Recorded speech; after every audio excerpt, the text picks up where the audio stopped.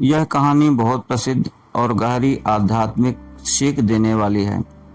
महर्षि भृगु द्वारा भगवान विष्णु जी की छाती पर पैर रखने की कथा प्राचीन समय की बात है।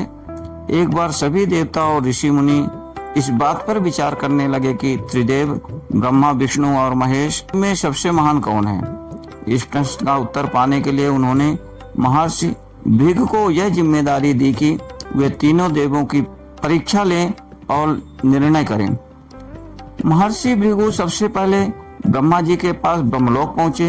वहां पहुंचकर उन्होंने जानबूझकर ब्रह्मा जी को प्रणाम नहीं किया।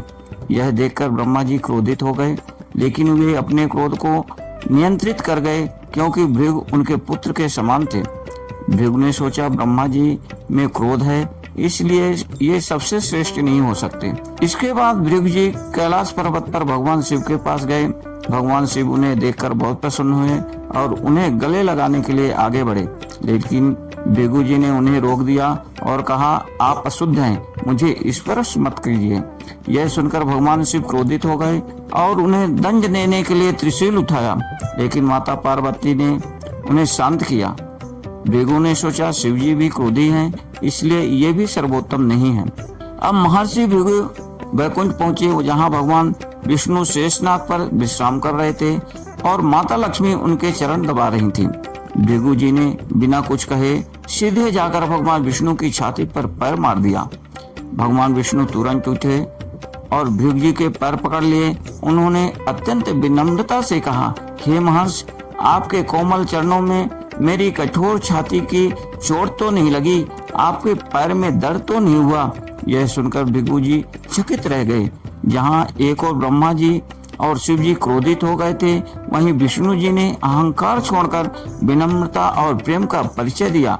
लेकिन यह देखकर माता लक्ष्मी को बहुत क्रोध आया। उन्होंने कहा, आपने मेरे निवास स्थान यानी विष्णु जी की छाती का अपमान किया है, इसलिए मैं आपको श्राप देती हूँ कि ब्राह्मणों को कभी अस्थायी धन नहीं मिलेगा।